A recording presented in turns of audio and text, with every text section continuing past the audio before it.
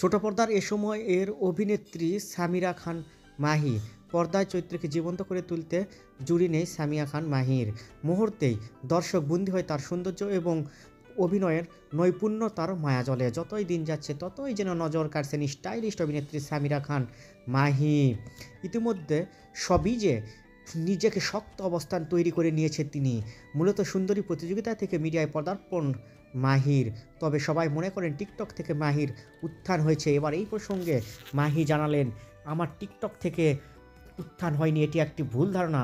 সম্প্রতি একটি সংবাদ মাধ্যমের সঙ্গে কথোপকথনে এই প্রসঙ্গে বলেন মাহি। অভিনেত্রী বলেন, আমি টিকটক শুরু করি কোভিডের সময়। তখন সবার মতো আমিও ঘরে বসেছিলাম।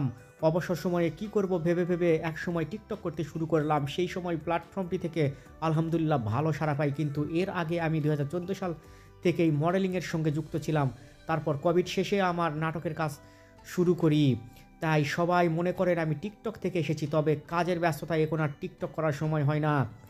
নাটকে পা রাখার পর সেভাবে স্ট্রাগল করতে হয়নি জানিয়েছেন অভিনেত্রী মাহি। শুরুর সময় থেকে যদি বলি তাহলে বলবো স্ট্রাগল করতে হয়েছে। তবে নাটকের নাম লেখানোর পর আমরা সেভাবে আর স্ট্রাগল করতে হয়নি, কারণ শুরুতে কিছু কাজ আমাকে ইন্ডাস্ট্রিতে প্রতিষ্ঠিত করার জন্য করতে হয়েছিল।